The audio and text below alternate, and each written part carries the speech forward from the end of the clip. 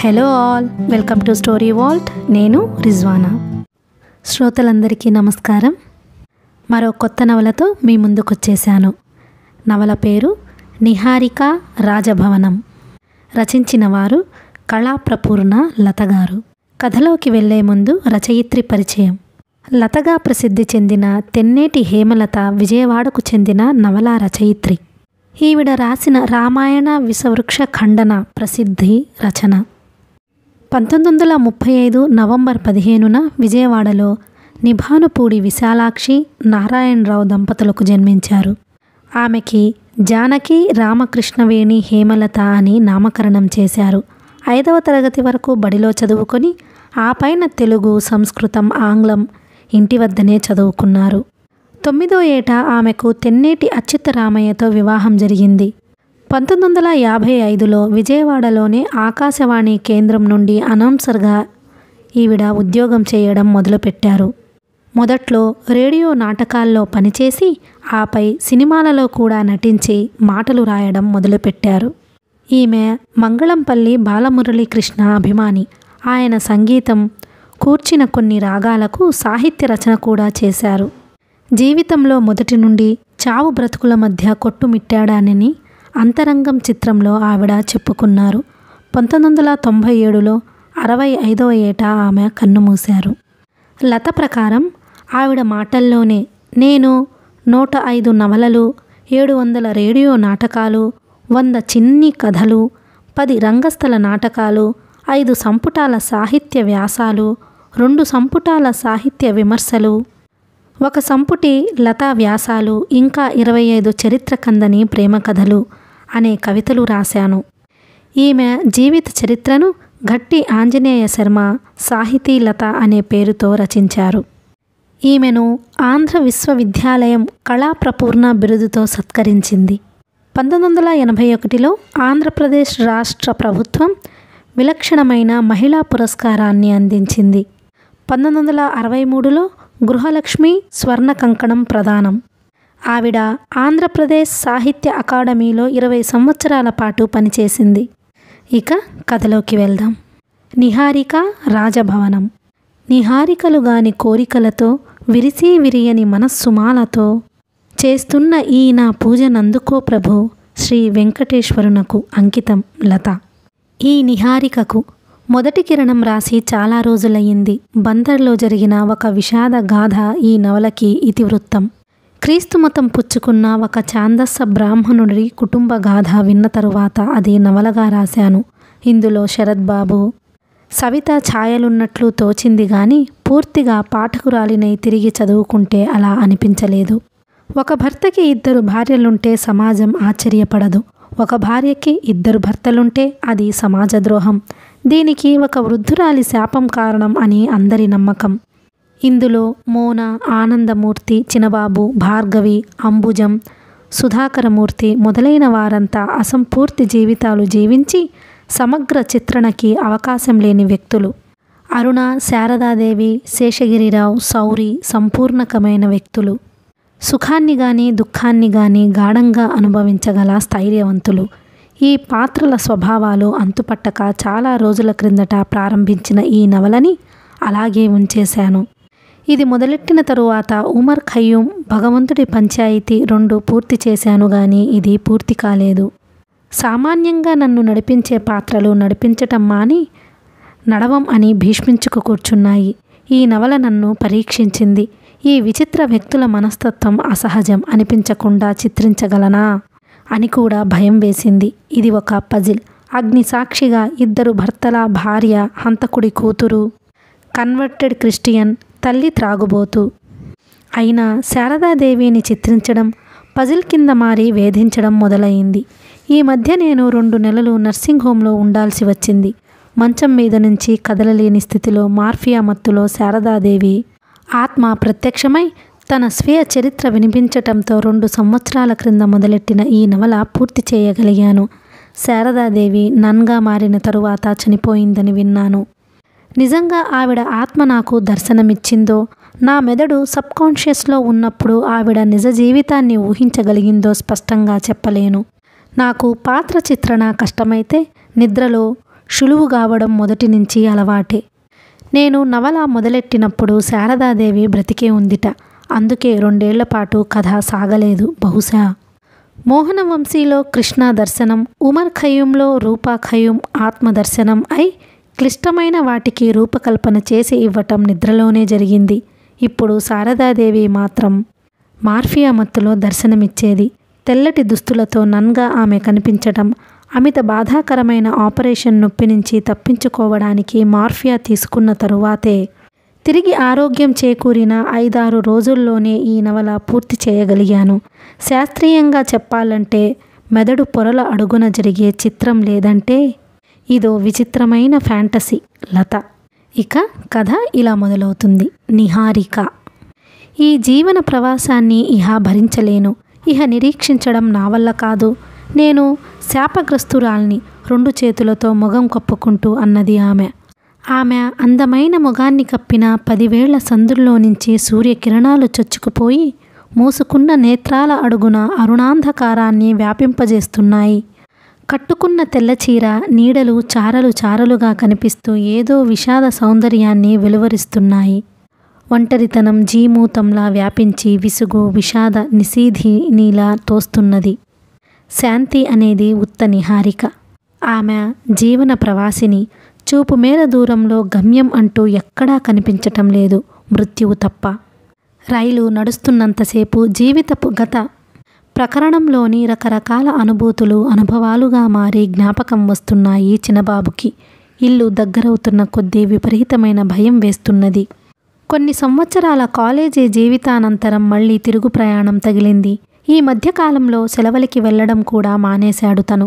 కొందరికి ఇంటికి వెళ్ళడం సంతోషమే కావచ్చును, తనకి ఇల్లొక నరకం. ఆరిపోని మహాగ్నిగుండం. ఆ ఇంట్లో అడుగు పెట్టాలంటేనే భయం వేస్తుంది. అయినా వెళ్ళక తప్పదు. ప్రపంచంలో సమాజం ఇరుక్కుపోయినట్లు తని రైల్లో ఇరుక్కుపోయాడు. నిట్టూర్చి కిటికీలో నుంచి అవతలికి చూడడం ప్రారంభించాడతను. బెజవాడ నుంచి బందరికేసి భారంగా నడిచిపోతున్న రైలు వెలుగు మిణుగురుల్ని విడుదల చేస్తూ శబ్ద తరంగాల్ని తనలోకి తానే ముడుచుకుంటున్నది. చిన్నబాబు మరొక్కసారి అంధకార దిగంతంలోకి చూడాలని ప్రయత్నించాడు. కానీ అక్కడ ఎవ్వరూ అతనికి కనిపించలేదు. తను మొదటి నుంచి ఇంటిని అసహ్యించుకుంటూనే ఉన్నాడు.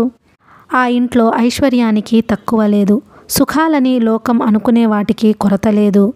అయినా అతనికెప్పుడూ శాంతి లభించలేదు. అదే ఇంట్లో తన శైశవం గడిచిపోయింది. బాల్యంలో జరిగిన అనేక వికృత సంఘటనలింకా తన స్మృతి పథంలో నుంచి చెరిగిపోలేదు. జుగుప్సాకరము, లోకదృష్టిలో అవినీతికరము అయిన ఆ సంఘటనల మధ్య అతను పెరిగి పెద్దవాడయ్యాడు.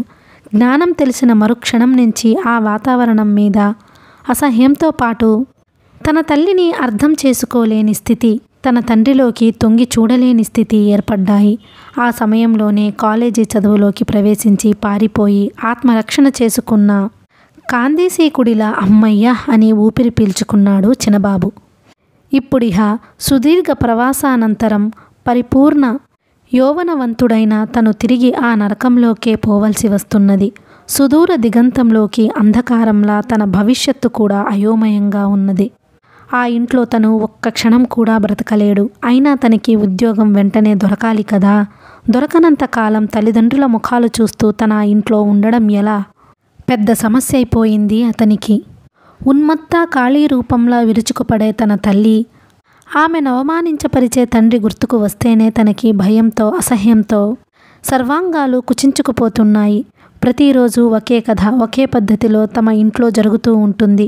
ఐశ్వర్యవంతురాలైన తన తల్లి తన తండ్రిని ఏనాడూ లెక్క చెయ్యలేదు. అది ఆమె అవినయం కాదని, తప్పు కానీ కాదన్న సంగతి ఇప్పుడిప్పుడే తనకు అర్థం అవుతున్నది. తన తండ్రి నిజంగా అసహించుకోదగ్గవాడు.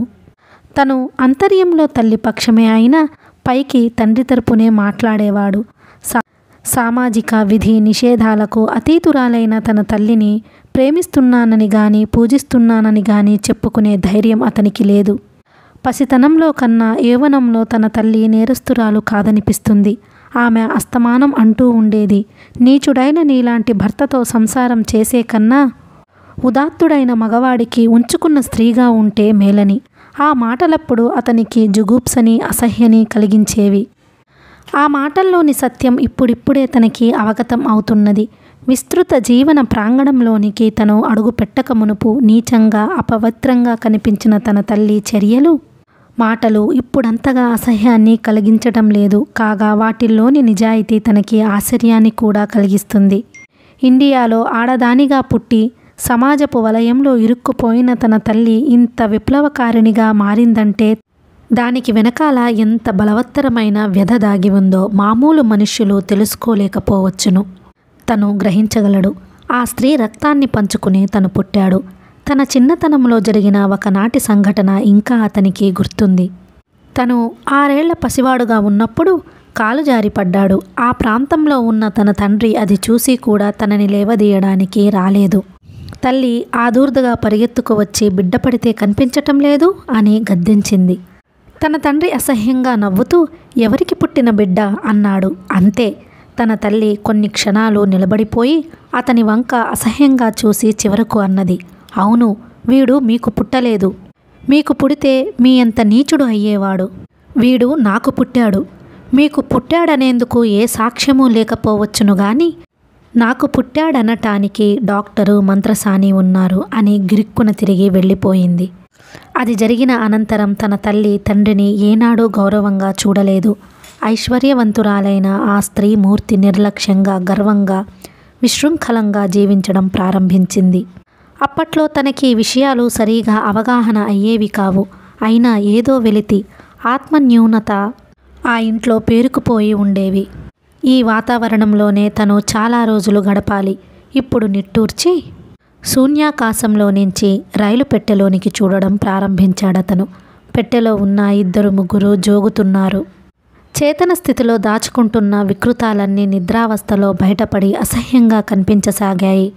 అలంకార సౌందర్యాలు వెర్రితలలు వేస్తూ మనిషిని పరిహాసించడం చూసి విచలితుడైనాడతను. తన తల్లి సౌందర్యవతి. తనకన్నా చిన్నగానే అనిపిస్తూ ఉంటుంది. ఈ స్త్రీ తనకి తల్లి కాదు, కూతురేమోనన్న భ్రమ కూడా కలుగుతూ ఉంటుంది అప్పుడప్పుడు. తన తల్లి నిట్టూర్చాడతను. లోకదృష్టికి ఆవిడ శీలవతి కాదు. కానీ ఈ మాటకి ఇప్పుడిహ వేరే అర్థాలు గోచరిస్తున్నాయి. తనకప్పుడప్పుడు అనిపిస్తూ ఉంటుంది. కీచు గొంతుకతో సుందరాకాండ పారాయణం చేసే తన తండ్రి తన తల్లినింకా ఎందుకు చంపెయ్యలేదా అని. తల్లి పాపం పిల్లల్ని ఆవహిస్తే ఏం చేయాలనేది షేక్స్పియర్కి కూడా తెగక చంపేసి చేతులు కడుక్కున్నాడు. ఆంధ్రదేశపు సాంస్కృతిక కళారంగాలతో పాటు పర్రలకి, ప్రయాణాలకి కూడా పేరు పొందిన బందరులో ఇదే పాపానికి శిక్ష తప్ప క్షమ అంటూ లభించకపోవటంలో ఆశ్చర్యం లేదు. అయినా తన తల్లి ఐశ్వర్యవంతురాలు. ఆమె ఆశ్రయంలో పిల్లి పిల్లలు, తల్లి లేని ఆవు దూడలు, రెక్కలు విరిగిన చిలకలతో పాటు అనాథ శిశువులు, ముసలి ముతక చాలామంది ఉండేవారు. తన తల్లి ఆంతర్యం చుట్టులు చుట్టుకున్న నిషా నాగిని లాంటిది. తన తండ్రిని చూస్తే చాలు బుసకొడుతూ గరళము కక్కేది. ఆయన్ని చూస్తే ఆవిడకు పరమ అసహ్యం. సీతాకోక చిలుక రెక్క విరిగితే కన్నీళ్లు కార్చే తన తల్లి తండ్రి విషయంలో మాత్రం క్రూరంగా ఉండేది. కాలకూట విషాన్ని కక్కుతూ భయంకర కరళామూర్తిగా, విలయ తాండవం చేస్తున్న కాళీమూర్తిగా ఉన్న తల్లి ఆకారం చూసి తండ్రి గుండె పగిలి చావకుండా బ్రతికి ఉండడం కూడా మరో ఆశ్చర్యం. కోపం, అసహ్యం గూడు కట్టిన విద్వేషంతో వికృతంగా మారిపోయిన ఆ సౌందర్యవతి ముఖంలోకి కసితో చూస్తూ అలాగే నిలబడిపోయేవాడాయన. ఇంటిలో నౌకర్లు, వంట మనిషి, ఇతరాత్ర ఆశ్రితులు అందరికీ తన తండ్రి అంటే ఏ అనుభూతి లేదు. వాళ్ల నుండి ఆయనకు గౌరవాదరాలు కానీ, నిర్లక్ష్య తృణీకారాలు కానీ లభించేవి కావు. ఆయన్నసలు వాళ్ళు గుర్తించటమే మానేశారనాలి. తనని మాత్రం అందరూ చిన్నబాబు చిన్నబాబు అని ఆప్యాయతగా, ప్రేమతో గౌరవిస్తూ ఉండేవారు. వాళ్ళంతా తన తల్లి సేవకులు. ఇన్నాళ్ల తరువాత తిరిగి ఆ ఇంటికి వెళ్తున్న తను ఆ ఇంటిలో ఒకడుగా ఇమిడిపోగలడా? అసహ్యాన్ని కానీ, జుగుప్సను కానీ పొందకుండా తల్లిని తల్లిగా, తండ్రిని తండ్రిగా చూడగలడా? అవును, తన తండ్రి తనని ఎవరికి పుట్టిన బిడ్డ అన్నాడు. తల్లి మాత్రం తనకే పుట్టినట్లు గ్యారంటీ ఇచ్చినా అందుకు గర్వించే స్థితిలో లేడు తను. స్వార్థపరుడై పవిత్రంగా జీవిస్తున్న తన తండ్రి, నిస్వార్థపరురాలై అపవిత్రంగా జీవిస్తున్న తల్లి వీళ్ళిద్దరి జీవిత పదాల్లో ఏది తప్పో ఏది ఒప్పో తేల్చుకోలేని తను ముప్పేట దారాల్లా పేనుకుపోయి జీవించడం అసంభవం అనిపిస్తుంది. రక్త సంబంధాలు, వాటి నుంచి ప్రవహించి వస్తాయనుకునే ప్రేమానురాగాలు అసహ్యమనిపిస్తున్నాయి. మమత మనిషికి ఉండే అనుబంధాలలోని ఆత్మీక్యం, వీటి మీద లోకం కట్టుకుంటున్న గాలిమేడలు అసత్యంగానే కనిపిస్తున్నాయి. అదే కాక అసంబంధ నిధి నిషేధాలతో బాధపడుతున్న మానవత్వాన్ని సమాజపు బలిపీఠము మీద సమర్పించడం అనివార్యమని తలుస్తున్న మానవుడు, ఆత్మ బాంధవ్యంలోని అనురాగం అసత్యాన్ని శాశ్వతమని భ్రమిస్తున్న మానవుడు. లాభం లేదు. తనలో పర్వర్సిటీ ప్రవేశించిందనుకున్నాడు. తనకెందుకో లోకం మీద ద్వేషం, జీవితం మీద కక్ష దినదినానికి అధికమవుతున్నాయి. ప్రెజడీసు దుర్భరమవుతోంది. తను చదివిన చదువల్లా శూన్యవాదంతో శాంతి కొనుక్కోవచ్చుననే ఆధునిక రచయితల వాదం వల్ల నీతిగా బ్రతకటాన్ని తను లెక్క పెట్టననుకున్నా, ఏవో తెలియని రక్తగత సంస్కారాల ప్రభావం వల్లనేమో తనలో ఏమూలో పవిత్రతా వ్యామోహం లేకపోలేదు. అంతరాంతరాల్లో ఒక మూల తన తల్లి పవిత్రురాలైతే బాగుండుననే ఊహ ఉండే ఉంటుంది. తన తల్లి యౌవన సౌందర్యాలింకా వసివాడలేదు. ఆమెలో జీవన వాంఛలింకా మిలమిలలాడుతూనే ఉన్నాయి. ఇప్పటికీ ఆమె తన పాత పద్ధతిలోనే జీవిస్తూ ఉంటుంది. బందరు దగ్గర పడుతున్న కొద్దీ మట్టి వాసనతో కూడిన చల్లని గాలి జోరుగా వస్తున్నది. తను దిగక తప్పదు. కానీ సాధ్యమైనంత తొందరగా అక్కడ నుంచి పారిపోతే బ్రతికిపోతాడు. మామూలుగా తన సహ విద్యార్థులందరూ వాళ్ళమ్మ చేతి అన్నం తినాలని, వాళ్ళమ్మని చూడాలని తరచుగా అనుకుంటూ ఉంటే తనలోకి తనే కుచించుకుపోయేవాడు. తల్లి, ఆ 2 అక్షరాల మీద తనకంతగా గౌరవం లేదు, ప్రేమ లేదు, ప్రెజడిస్తూ కూడా లేదేమో. గట్టిగా ఆలోచిస్తే అసలే భావము లేనట్టే కనిపిస్తుంది. మేడ మీద ఒంటరిగా నిలబడి ఆకాశంలోనికి చూస్తూ తరచూ ఆలోచించే తన తల్లి రూపం అనుకోకుండా అతనికి గౌరవాన్ని కలిగిస్తూ ఉండేది. మధ్య మధ్య ఎవరో శాపగ్రస్తురాలైన దేవత ఈ లోకానికి ప్రవాసినిగా వచ్చిందా అనిపించేది. తన ఇంటి తలుపులు తనకే మూసుకుపోతే ఎండలో నిలబడిపోయిన ఒంటరి బాటసారిలా కనిపిస్తూ ఉండేదావిడ. వినీల నిర్మలాలైన కళ్ళ కాంతుల్ని చంద్రకాంతితో కలుపుతూ ఆలోచిస్తూ ఉండే ఈ మూర్తి అపవిత్రురాలని అనిపించడం లేదెందుచేత? ఇంత సౌందర్యంలోనూ, ఇంత సౌజన్యంలోనూ, ఇంత దయా దాక్షిణ్యాలలోనూ, ఇంత మహాత్వపు ఔన్నత్యంలోనూ కొద్దిపాటి అపవిత్రత ఉంటే ఏం మునిగిపోయింది గనుక? ఎంత సరిపెట్టుకుందామని ప్రయత్నించిన ఆంతర్యంలో అనురాగపు ఊటలు ఎండిపోయినట్లే అనిపిస్తున్నది.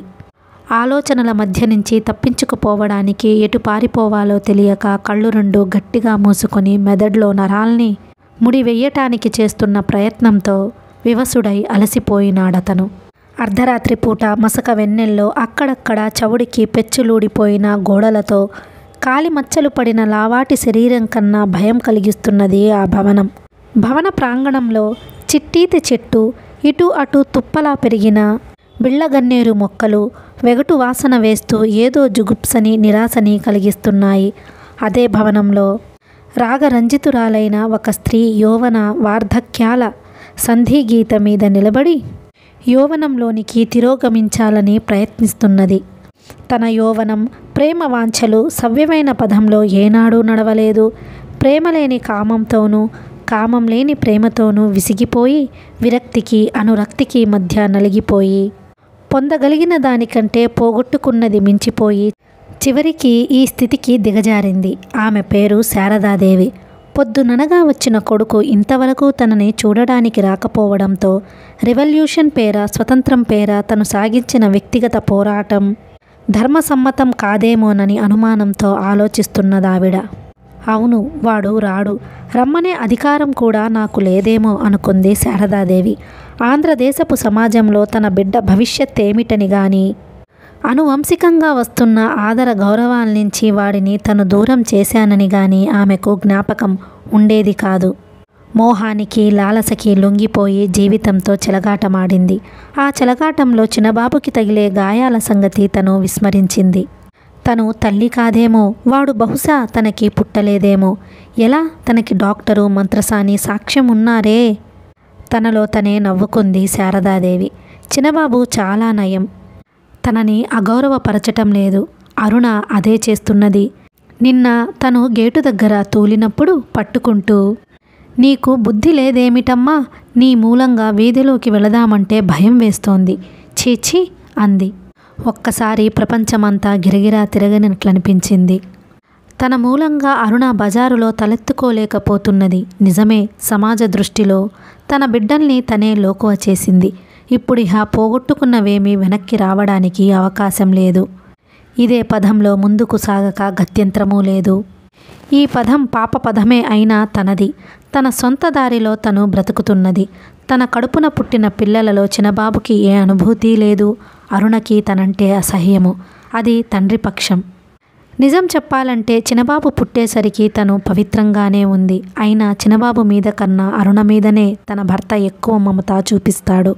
సత్యానికి పంచదార పూత వేసి క్వినైన్ మాత్రలా మింగించగల నేర్పు ఆడదానికి అవసరమేననే సంగతి తనకింతవరకు తెలియలేదు. తెలుసుకోవాలని ఊహ వచ్చేసరికి కాలం వెళ్ళిపోయింది. అవినీతి, నీతి, వీటి కార్యకారణ సంబంధాల్ని గురించి తను ఏనాడూ ఆలోచించలేదు.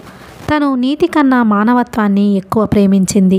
అరుణ మానవత్వం కన్నా నీతి నటించడానికి ప్రాముఖ్యాన్నిస్తోంది. అయినా తను మామూలు ఆడదానిలా బ్రతకలేదు. అలా బ్రతక్కపోవడానికి కారణాలేమైనా తను నలిగిన పదంలోనే నడిచి ఉంటే తన బిడ్డలిప్పుడు సమాజంలో గౌరవింపబడేవారేమో. అమ్మా, రా బాబూ రా, ప్రొద్దుట్నుంచి రాలేదేమో అని ఎదురు చూస్తున్నాను అన్నది శారదాదేవి ఆప్యాయంగా. తల్లి నోటి నుంచి ఇలాంటి సంభాషణ ప్రప్రథమంగా అవ్వడం చేత కొద్దిగా ఆశ్చర్యపోయి అన్నాడతను. ఈ పూట కొడుగ్గా నీ దగ్గరకు రాలేదు, స్నేహితుడిగా వచ్చాను. దయచేసి నా మాటలు కొన్ని నువ్వు విని తీరాలి. వినడానికి నేనెప్పుడూ సిద్ధంగానే ఉన్నాను తడబడుతూ అన్నది శారదాదేవి. ఇప్పుడు నువ్వు చెప్తున్న పని నేను చేస్తే వద్దనే అధికారాన్ని నువ్వు పొంది ఉండాల్సింది పోయి నా చేత చెప్పించుకోవలసిన దుర్గతిలో ఉన్నావంటే అది నీ దురదృష్టం. కొంచెం సేపాగి తిరిగి ప్రారంభించాడు చిన్నబాబు. నువ్వు నాన్న మీద కక్షతో మమ్మల్ని బలిస్తున్నావని గ్రహించావా? నేను నీతి అవినీతుల పేరుతో ఉపన్యాసం దంచాలని రాలేదు. కానీ సుఖం కలిగించే ఏ పాపాన్నైనా రహస్యంగా చేయాలనే విషయం నువ్వు అర్థం చేసుకొని ఉండాల్సిందమ్మా. శారదాదేవి కొన్ని క్షణాలు సమాధానం ఇవ్వలేదు. చివరికి, మీరంతా నన్ను క్షమించాలి అంది మెల్లిగా. అమ్మా, అవునాయనా, నీతో ఎప్పుడో ఒకప్పుడు అంతా చెప్పేద్దామనుకుంటున్నాను.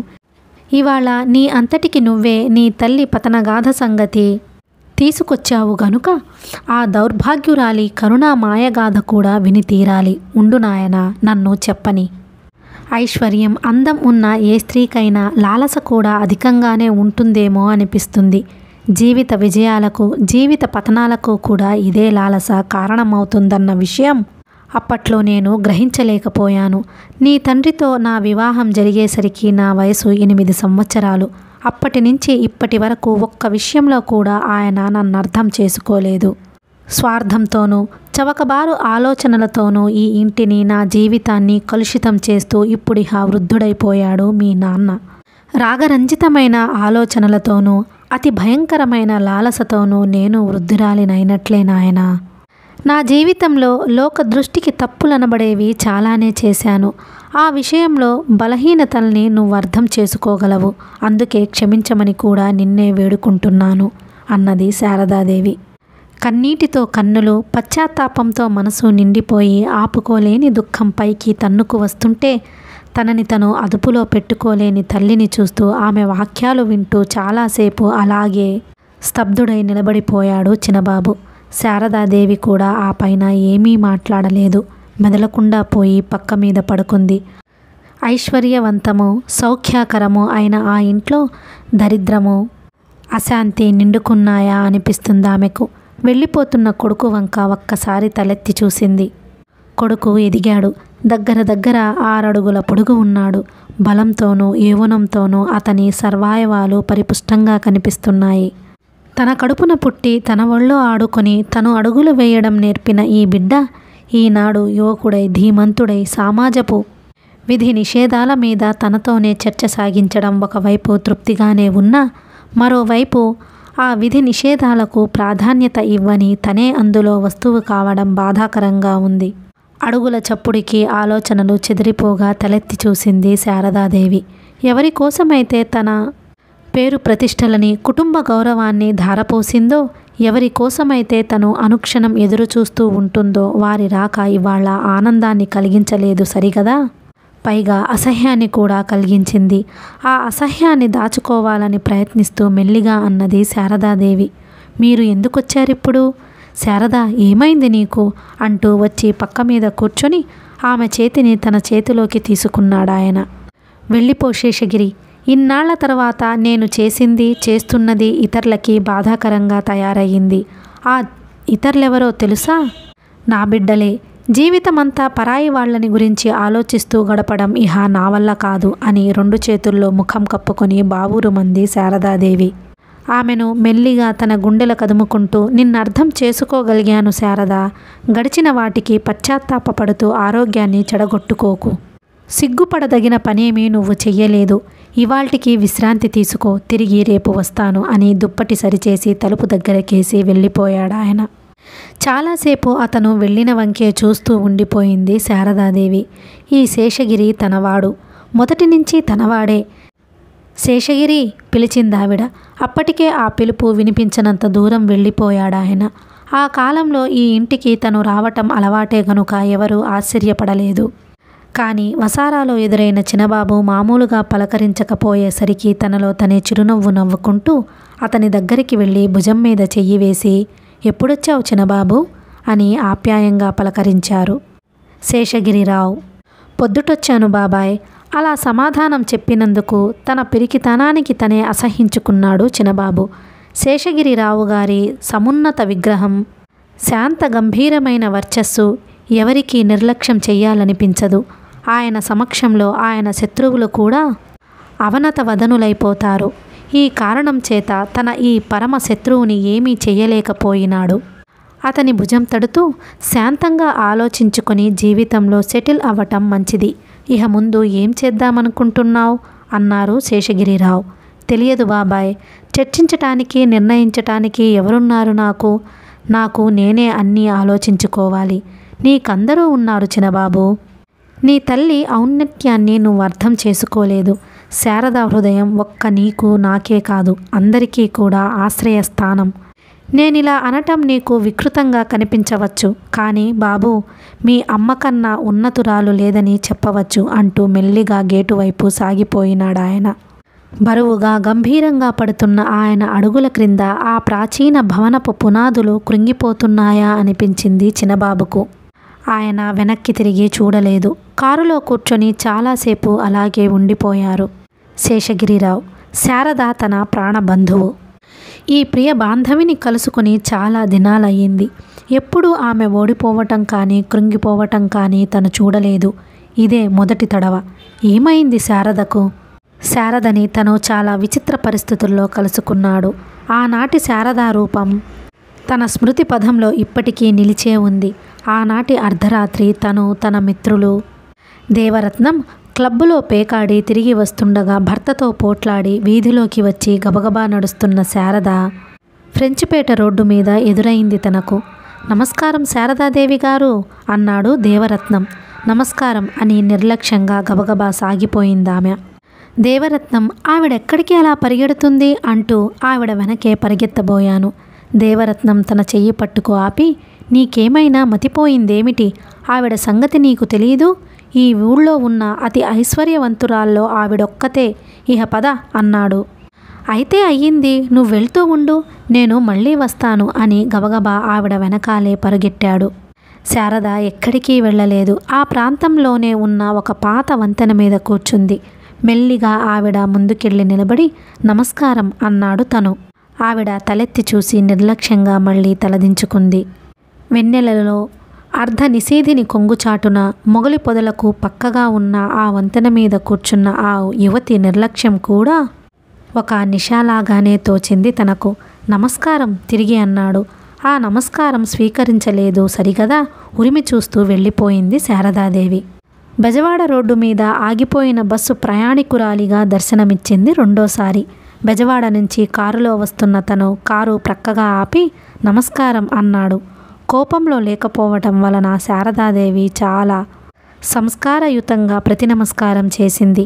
ఆ రోజు రాత్రి చాలా అసభ్యంగా ప్రవర్తించాను కదూ, ఎవరన్నారు? తర్వాత నాకే అనిపించింది. నాకింకా అనిపించినాయి మెల్లగా అన్నాడు తను.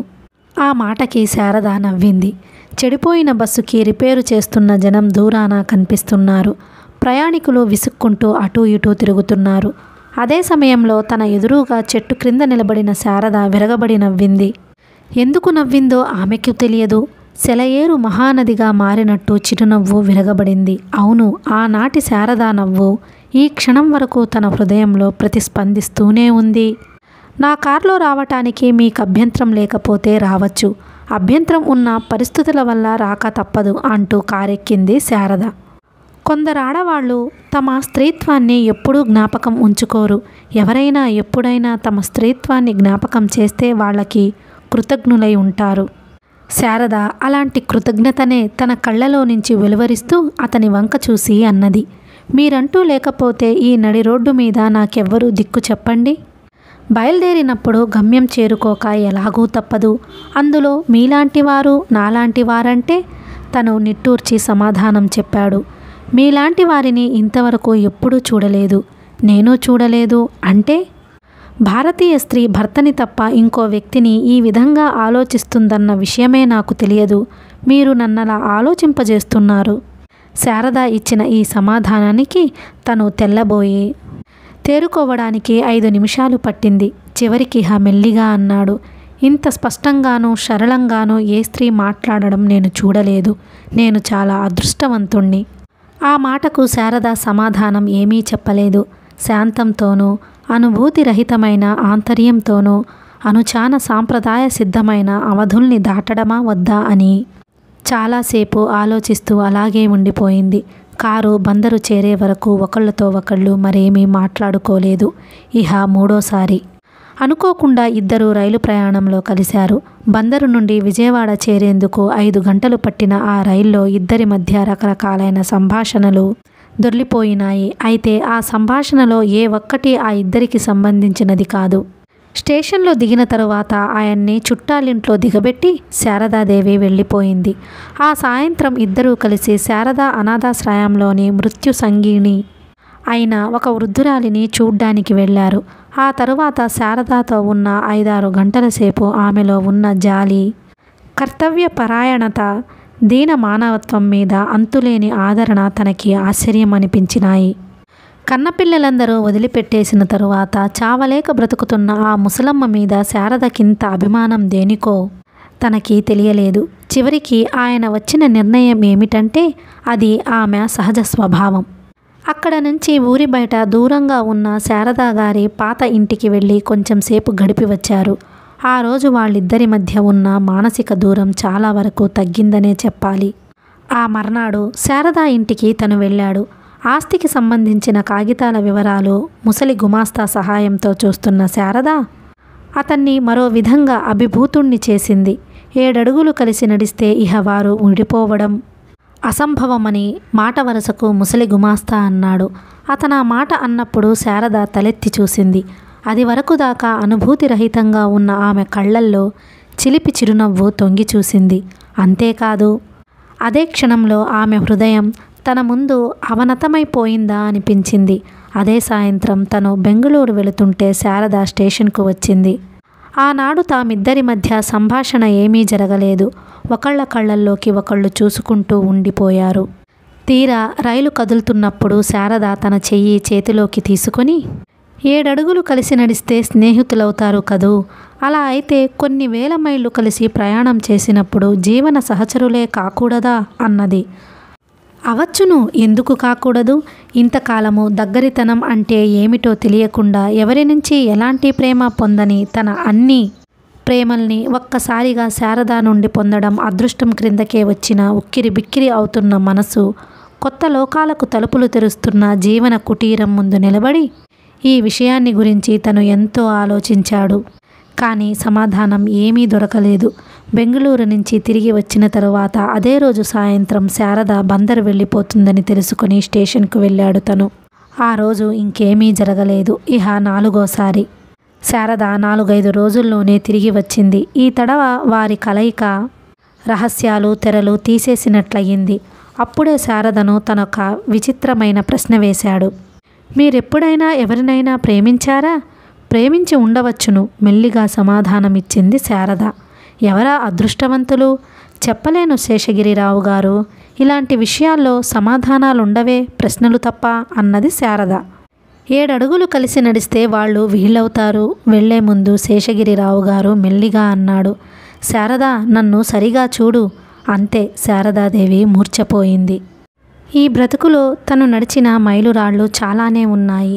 యౌవన వార్ధక్యాల సంధిగీత మీద నిలబడి ఒక్కసారి వెనక్కి తిరిగి చూస్తే తను పోగొట్టుకున్నదేమీ లేదు, పొందింది తప్ప. పరిపూర్ణ జీవితాన్ని జీవించిన తనని జీవితంలోకి ఇప్పుడిప్పుడే కళ్ళు తెరుస్తున్న అరుణ విమర్శిస్తుంది. వైశాల్యరహితమైన కాలం నేడు మరింత సంకుచితమై అల్పత్వంలోనికి ఇంకిపోతున్నదా అనిపించింది శారదాదేవికి.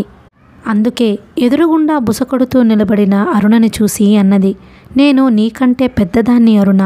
నువ్వు చెప్తున్న నీతి అవినీతులు అపనిందలు ఎంత అర్ధరహితమైనవో నాకు తెలిసినట్లు మరెవరికీ తెలియవు.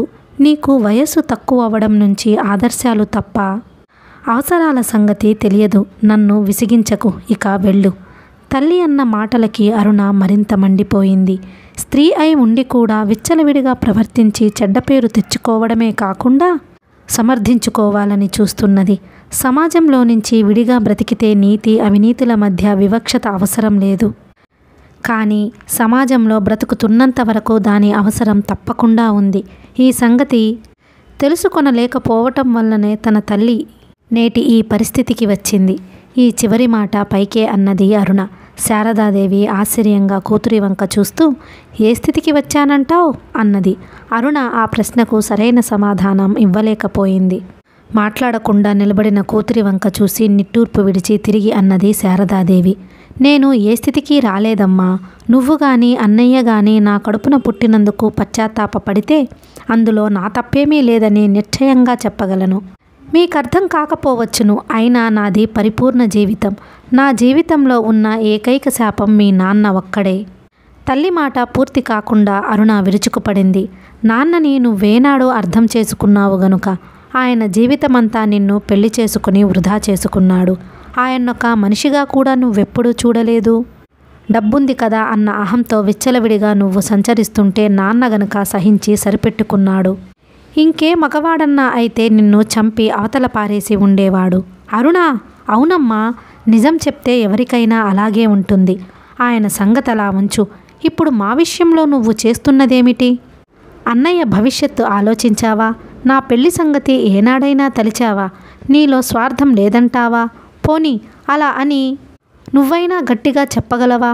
శారదాదేవి బాధపడుతూ కూతురి వంక చూసింది. జీవితంలో ఇదేం చిత్రం! లోకం అంతా తనని ధర్మాత్మురాలు దయాత్మురాలు అంటుంది.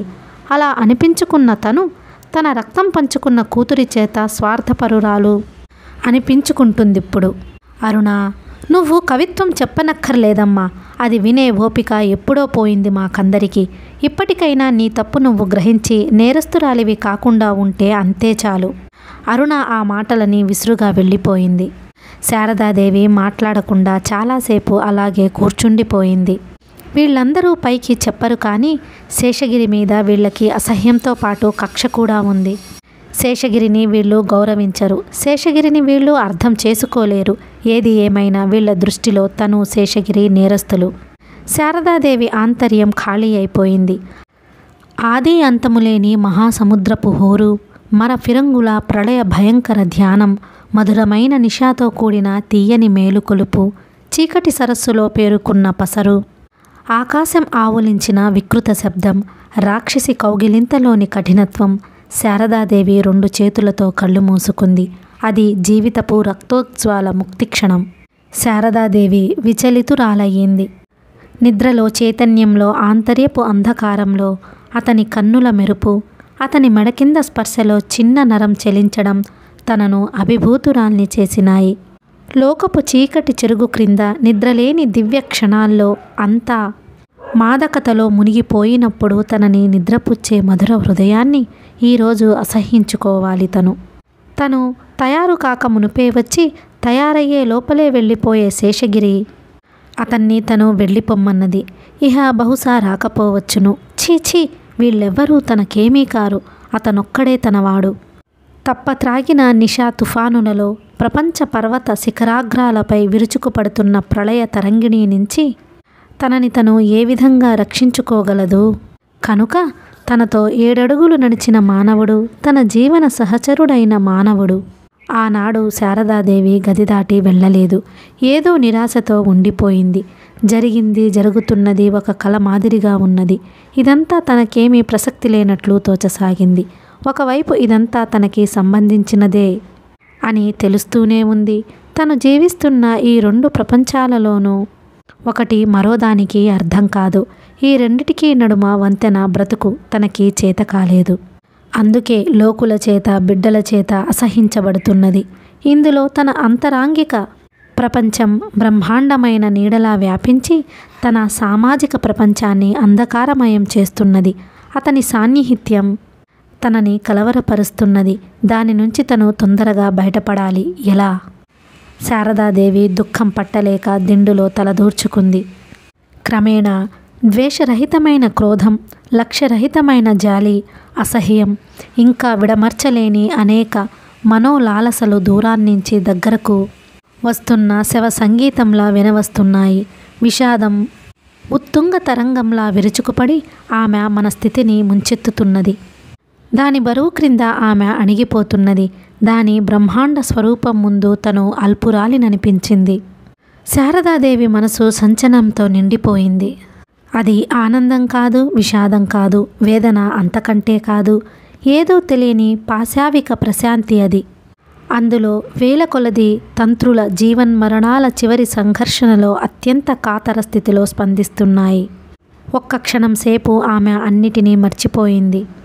ధన దారిద్ర్యాలు, జాతి మత వయోభేదాలు, సమాజపు అంతస్తుల మెట్టు పల్లాలు, ఆస్తి మాంసాల శారీరపు దౌర్బల్యాలు, వ్యక్తి చైతన్యపు సరిహద్దులు అన్నీ అధిగమించి తన జీవన సహచరుడితో సంపూర్ణ తాదాత్మ్యం అనుభవించింది. అతనికి తనికి ఏమీ భేదం లేదు. అతన్నించి తనను ఎవరూ వేరు చేయలేరు. ఈ భావం శారదాదేవి ముఖం మీద చిరునవ్వు తెప్పించింది. ఆమె మనస్సులో ఏదో మార్ధవం, సర్వాన్ని క్షమించగలిగిన ఔదార్యం ఆవరించింది. ఈ విశాల లోకంలో కళ్ళు తెరిచిన మొదటి క్షణం నుంచి నేటి వరకు ఏనాడు అనుభవానికి రాని ఒక ప్రశాంతత ఆవరించింది. ఆమెకిప్పుడు ఈ లోకం మీద అసంతృప్తి లేదు. ఈ భూమి మీద తను బ్రతికి ఉండటాన్ని ఆనందంతో గమనించసాగింది. నీరస తథ్యాల చింపిరి బట్టలు విసిరి పారేసి కొత్త దుకూలాలు ధరించింది గుండె. అతని తలపు దైనిక జీవితపు భయంకర నిద్రలో అతని స్పర్శ సహస్ర రూప రసగంధ పులకిత స్వప్న సుమాలుగా వికసించి మనిషిని మనిషిగా చేయగలిగిన ఆర్ధతని, కన్నీటిని, వేదాంత విజ్ఞానాన్ని సృష్టించి తనని దేవతుల్యురాల్ని చేసింది. జాలిగీతం, అహో జీవితపు ముక్తిక్షణం. శారదాదేవి సర్వలోకాన్ని క్షమించింది. కథ కొనసాగుతుంది.